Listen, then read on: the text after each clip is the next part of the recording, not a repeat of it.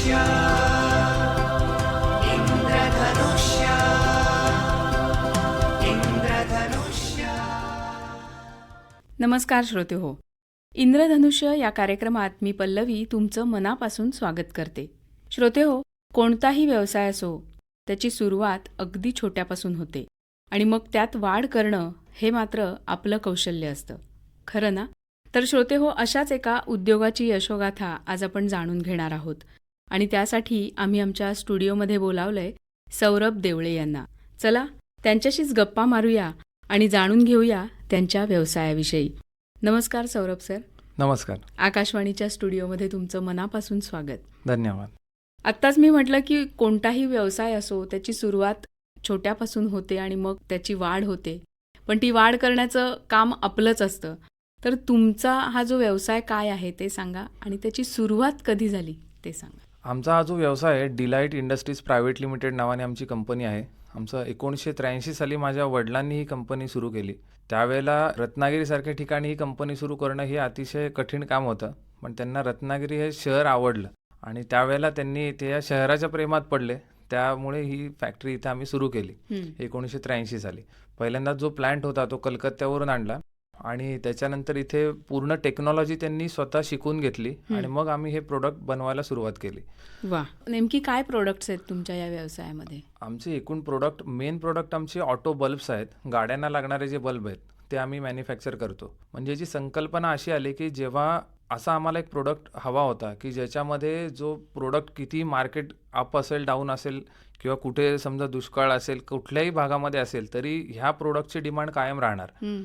कारण जर तुम्ही कुठे ॲक्सेसरी आयटम बनवला कारमध्ये किंवा, पण बल्ब हा असा आयटम आहे की जो तुमची गाडी किती 10 लाखाची गाडी असली, 20 लाखाची गाडी असली तरी तुम्हाला तो 200 रुपयाचा बल्ब हा फार गरजेचा आहे. इसेन्शियल. जर बल्ब नसेल तर तुमची गाडी रात्रीच्या वेळेला जागेवर उभी राहणार आहे. बरोबर. त्यामुळे तुमचे भले गाड्यांमध्ये आजकाल इलेक्ट्रिक व्हेकल आल्या, उद्या हायड्रोजन व्हेकल येतील, कुठलीही व्हेकल आली तरी त्याला गाडीला लागणारा बल्ब हा फार महत्त्वाचा असतोच. बल्बमध्ये प्रकार बदलत गेले. पूर्वी कन्व्हेन्शनल बल्ब होता ज्याच्यात ऑर्गॉन नायट्रोजन मिक्सरचा गॅस असायचा जो येलो लाईट द्यायचा. नंतर कालांतराने 2000 सालानंतर हॅलोजन बल्ब आले. आम्ही हॅलोजन बल्बही 2000 सालानंतर सुरू केले. आता 2015 नंतर LED बल्ब जास्त आले. आम्ही आता LED बल्ब पण देतोय. तर जे टेक्नॉलॉजीनुसार आम्ही चेंज होत गेलो, पण बल्ब हा इसेन्शियल आहेच. भले तो LED असो, हॅलोजन असो या कन्व्हेन्शनल असो. तर त्यामुळे तो प्रोडक्ट घेतल्यामुळे आम्हाला कुठेही मार्केट डाऊन झालं किंवा काय झालं तरी जो इसेन्शियल आयटम आहे तो त्याचा सेल हा होणारच आहे आणि तो रेग्युलर लागत राहतो. म्हणून हा त्यांनी विचार करताना बाबांनी तेच केलेलं की आपल्याला असा प्रोडक्ट घ्यायचा आहे की ज्याची कायम डिमांड असणार आहे. बरोबर आहे. म्हणजे ज्याची गरज कायम असेल आणि जो व्यवसाय आपण सुरू करतोय त्याच्यामध्ये खंड पडणार नाही. बरोबर. आणि कितीही अपडेशन आलं तुम्ही म्हणालात तसं तरी ह्याची गरज कायम राहणार आहे. त्याचे प्रकार बदलत जातील त्याप्रमाणे, बरोबर, पण गरज कायम राहणार. बरोबर आहे. आज किती कामगार आहेत तुमच्याकडे? आमच्याकडे रत्नागिरीमध्ये 65 आहेत. नंतर आमचं पुण्यालाही एक युनिट आहे, तिथेही एक 100च्या वर लोक आहेत. आणि आमचं सेल्सची टीम बघितली तर त्याच्यात 70-80 जण आहेत सेल्स टीममध्ये. सेल्सवाले ॲक्च्युअल एक 60-65 असतील आणि 15-20 जण त्यांना सपोर्ट स्टाफ. एवढी आमची सेल्सची टीम आहे. अरे वा, खूपच छान. मला सांगा की हा आता तुम्ही म्हणालात तसं की हा व्यवसाय असा आहे की मला वाटतं आता गाडी नाही असा माणूस सापडणारच नाही. त्यामुळे हे तुमचं जे प्रोडक्ट आहे हे प्रोडक्ट तुम्ही कुठे कुठे पोहोचवता? आता आम्ही सुरुवातीला जे 2017 सालापर्यंत, माझं एक इंट्रोडक्शन सांगतो. मी रत्नागिरीमध्ये ग्रॅज्युएशन केलं BMS म्हणजे बॅचलर ऑफ मॅनेजमेंट स्टडीज. त्याच्यानंतर मी पुण्याला जाऊन CS LLB आणि ICWA केलं. आणि 2012 माझं शिक्षण पूर्ण झाल्यानंतर एक्सपिरियन्स घेण्यासाठी मी 5 वर्ष जॉब केला. त्यामध्ये मी टाटा हनीवेलला केला. त्यानंतर एमक्युअर फार्मास्युटिकल जी फार्मामधली मोठी कंपनी आहे तिथे मी जॉब केला. नंतर एक IT कंपनीत केला एक्सपिरियन्स घेण्यासाठी. कारण बऱ्याचदा काय होतं की आपण जेव्हा बाहेरचं मोठं जग बघतो त्यावेळेला आपल्याला कळतं की इथं येऊन आपण ते मोठं करू शकतो. जर तुम्ही छोटंच बघत राहिला की आपल्याला वाटतं आपण जे इथे करतोय तेच सगळ्यात मोठं झालं. तर ज्या वेळेला तुम्ही बाहेर पडता किंवा मुंबई पुण्यातल्या मोठ्या मोठ्या कंपन्या बघता त्यावेळेला तुम्हाला समजतं की आपण कुठल्या स्टेजला आणि ते कुठल्या स्टेजला विचार करतात. बरोबर. म्हणून एक एक्सपिरियन्स घेणं गरजेचं होतं. त्या एक्सपिरियन्ससाठी मी 5 वर्ष नोकरी केली आणि मी कंपनी सेक्रेटरी आणि लीगल ॲडवायझर असल्यामुळे मला जे टॉप मॅनेजमेंट होती त्यांच्याबरोबर रेग्युलर कनेक्शन ठेवता आलं जिथे इथे जॉब केला तिथे. त्यामुळे मला हा जो मॅनेजमेंट कंपनी मोठी कशी करायची आणि कंपनी ॲक्च्युअल किती मोठी होऊ शकते ह्याचा मला अभ्यास तिथे माझ्या नोकरी केली त्याच्यात कळला. वा. 2017 साली मी फॅक्टरीला जॉईन झालो. मग आम्ही एक्सपान्शन स्टार्ट केलं. अच्छा. म्हणजे पूर्वी आम्ही महाराष्ट्रात माल द्यायचो, आता आम्ही महाराष्ट्राच्या बाहेर देतो. म्हणजे ऑल ओव्हर इंडियामध्ये तुम्ही कुठेही गेलात तरी आमचे बल्ब्स आहेत. पार आसामला गेला, मेघालय, नागालँड तिथेही आमचे माल जातो. अरे वा. नंतर राजस्थानमध्ये आहे, पूर्ण भारताचा कुठला कन्याकुमारी आमचे पार्टीज आहेत तिथेही आमचा माल जातो. क्या बात आहे. पूर्वी म्हणजे आम्ही ज्या रत्नागिरीचा झेंडा तुम्ही पार भारतभर पोहोचवलाय. पूर्वी आम्ही एका पद्धतीने काम करायचो की कंपनीकडनं डिस्ट्रीब्युटरला माल जायचा आणि डिस्ट्रीब्युटरच्या थ्रू तो रिटेलर्समध्ये बरोबर. डिवाइड व्हायचा. आता आम्ही अशी एक कन्सेप्ट आणली गेल्या 2 वर्षापासून की कंपनीने स्वतःची सेल्स आउटलेट उघडणं सुरू केलं. या प्रकारे काम करणारी भारतातली ऑटोमोबाईल लाईन मधली आमची पहिली कंपनी. हो का. ते मॅन्युफॅक्चरर टू रिटेलर आम्ही डायरेक्ट सप्लाय करतो. मधला डिस्ट्रीब्युटर जो होता तो आम्ही बाजूला केलाय. त्यामुळे जे काही रेट्स असतील, जे काही डिस्काउंट, जास्तीत जास्त प्रोडक्टचे जे फायदे असतील ते आम्ही रिटेलर पर्यंत पोहोचवू शकतो. आता आमचे सेल्स आउटलेट आता भारतामध्ये 20 ठिकाणी आहेत. दर महिन्याला एक प्रमाणे आमची 12 आउटलेट वाढत चालली दर वर्षाला. अरे वा, छान. मग आमचं कलकत्त्याला सेल्स आउटलेट आहे, आमचं राजस्थानमध्ये आहेत, गुजरातमध्ये आहेत, तमिळनाडू, केरळ, कर्नाटक, प्रत्येक राज्यामध्ये, महाराष्ट्रामध्ये आमचे 8 सेल्स आउटलेट आहेत. प्रत्येक आउटलेटला तिथली ती सेल्स टीम आहे, तिथे डिस्पॅच टीम आहे, ते त्याप्रमाणे वर्किंग करतात आणि त्या सगळ्याचा कंट्रोल आम्ही रत्नागिरीतून करतो हेड ऑफिसमध्ये. क्या बात आहे, क्या बात आहे. खूप सुंदर.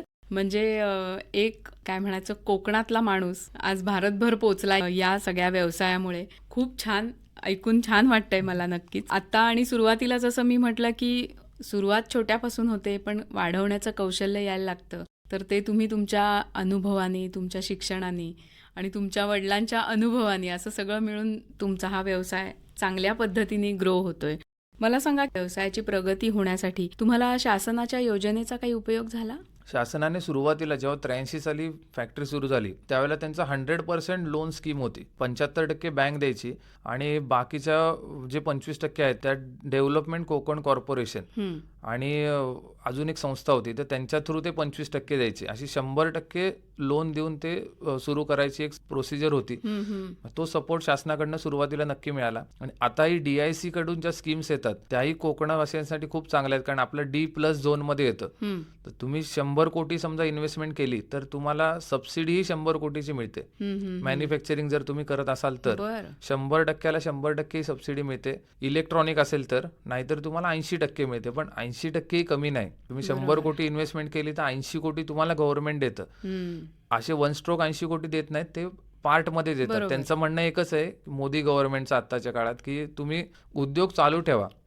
तुम्ही 10 वर्ष उद्योग चालू ठेवला तर आम्ही 8-8 लाखाप्रमाणे 10 वर्षात तुम्हाला 80 लाख देणार आहे. का तर तुम्ही 10 वर्ष उद्योग चालवलाय बरोबर सबसिडीच्या माध्यमातून. तर तेही खूप आता गव्हर्नमेंटच्या योजनाही चांगल्या आहेत आणि रत्नागिरीसाठी स्पेशल तो D+ झोन असल्यामुळे आपल्यालाही त्याचा बेनिफिट जास्त आहे. क्या बात आहे. थोडक्यात शासनाच्या ज्या योजना आहेत त्याचा लाभही तुम्ही घेतलेला आहे. मला असं सांगा की आपण बऱ्याचदा असं बघतो की मोठ्या मेट्रो सिटीमध्ये वगैरे उद्योग हे सगळे तिथेच चालतात, अशी एक मानसिकता लोकांची असते. किंवा मी इथे शिकलोय पण इथे त्याचा काहीच उपयोग नाही, किंवा व्यवसायाचीच मानसिकता नसते. बरोबर. काय सांगाल तुम्ही? भरपूर जणांचं आजकाल असं असतं की मुंबई आणि पुण्यात गेलं तरच आपण उद्योग करू शकतो किंवा नोकरी करू शकतो. रत्नागिरी किंवा ज्या B लेवलच्या सिटी आहेत तिथे कुठेही तेवढा स्कोप नाही, असं बऱ्याच जणांच्या डोक्यात असतं आणि कॉलेजपासूनच ते असतं. इव्हन माझेही काही बरेच मित्र आहेत की ज्यांचं टॅलेंट चांगलं आहे पण ते इथे न राहता सगळे बाहेर गेलेत, पुण्याला गेले, मुंबईला गेले.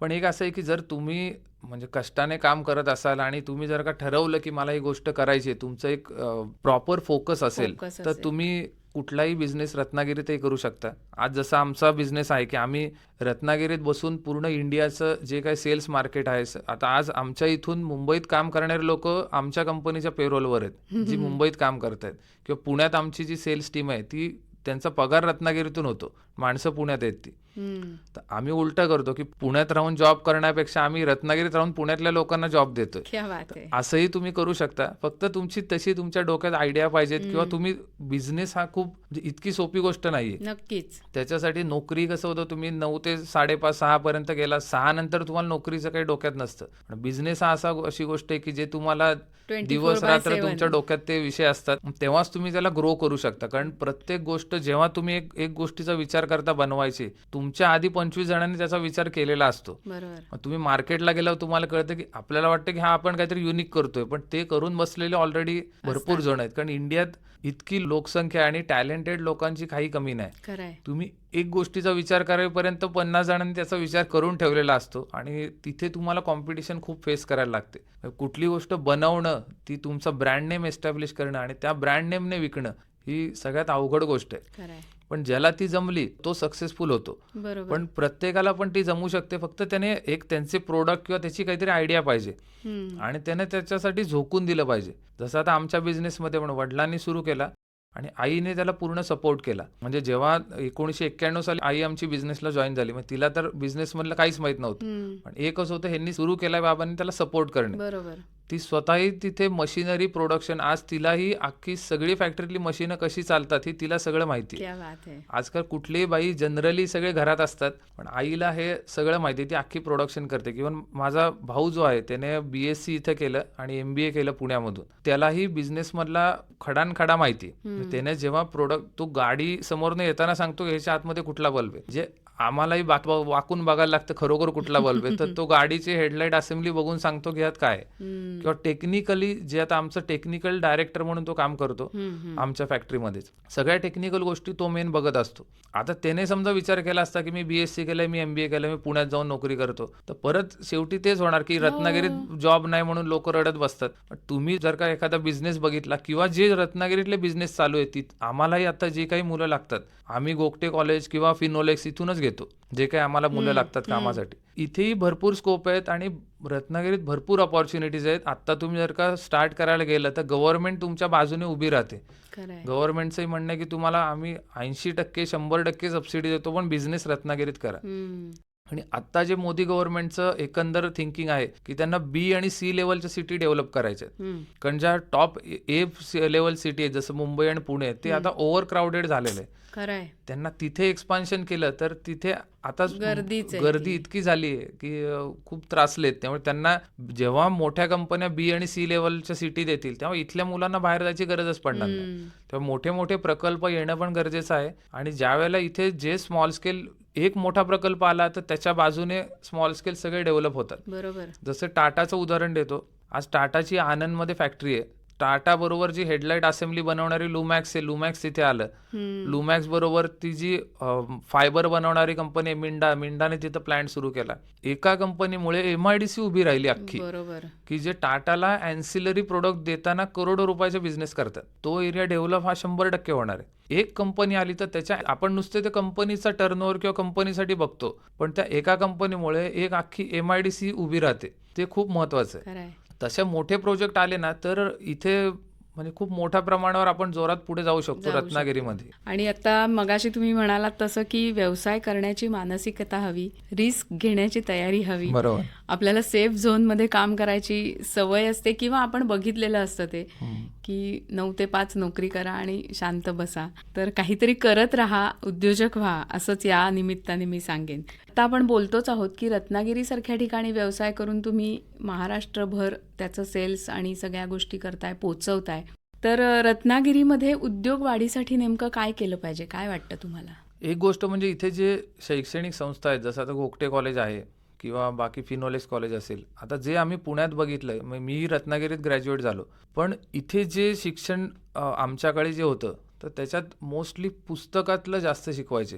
Practical oriented. म्हणजे आता समजा रिलायन्सने आता एक कंपनी टेक ओव्हर केली म्हणजे काय केलं हे आम्हाला कोणाला माहितीच नसायचं. किंवा जे रिसेंट करंट अफेअर्स आहेत आत्ताच्या, म्हणजे कॉमर्स स्टुडंटला तर करंट अफेअर्स हा 100% यांना माहीतच पाहिजे, तरच ते पुढे जाऊन टिकू शकतात. बरोबर. आम्ही रत्नागिरीतनं पुण्याला गेल्यानंतर आम्हाला असं वाटत होतं की आम्हाला जगातलं काय माहीतच नाहीये. खरंय. नंतर कळायला लागलं की ऍक्च्युअल पुण्यात किंवा मुंबईमध्ये असे आहेत की एक कोर्स करत कोणच थांबत नाही. एक चालू असताना त्याच्याबरोबर एखादा डिप्लोमा करतात, ऑर्नामेंटल चालूच असतं. काही ना काही त्यांचे साईड बाय साईड कोर्स चालू असतात आणि पूर्ण फोकस्ड असतात मुलं की त्यांना हे पुढे जाऊन 5 वर्षांनी हे करायचंय, 4 वर्षांनी हे करायचंय. तसं बऱ्याचदा आपल्याकडे त्या पद्धतीने जर का शिकवलं की तुमचं टार्गेट ठरवा की तुम्हाला पुढच्या 5 वर्षांत काय करायचं, हे तुम्ही त्यांना ग्रॅज्युएशनच्या लास्ट इयरला किंवा सेकंड इयरला तेव्हापासून त्यांच्या डोक्यात हे बिंबवलं पाहिजे की तुम्ही स्वतःचा गोल ठरवा, तरच तुम्ही त्या दिशेने काहीतरी पावलं टाकत बरोबर जाता. आहे. आफ्टर ग्रॅज्युएशन तुम्ही म्हणता आता काय बीकॉम झाला, आता आता काय एमकॉम करू? करा हां. किंवा आता काय करा, मग कुठेतरी जॉब करा.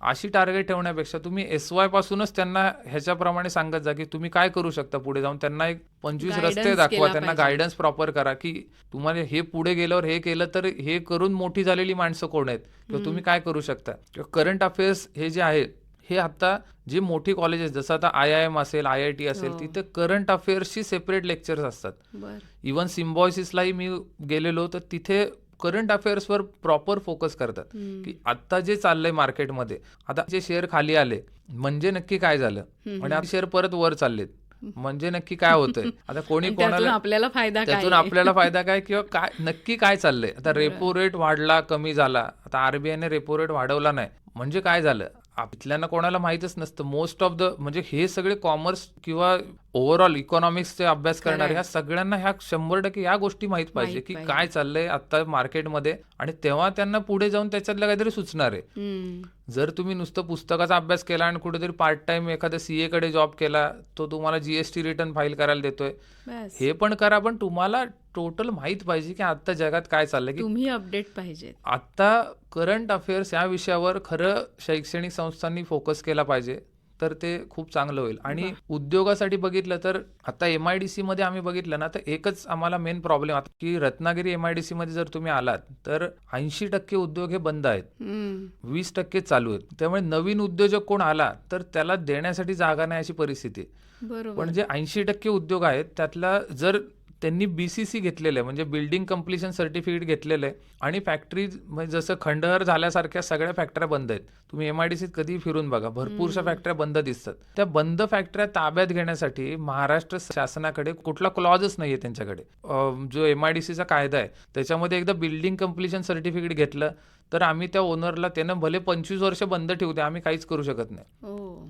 तर अशा मोडक्या तुटक्या फॅक्टऱ्या जर का तुम्ही MIDCत बघितल्या तर ती MIDCची पण एक खराब दिसतं की सगळीकडे ती गुरं घुसलेली आहेत, सगळे खराब झालेल्या आहेत फॅक्टऱ्या.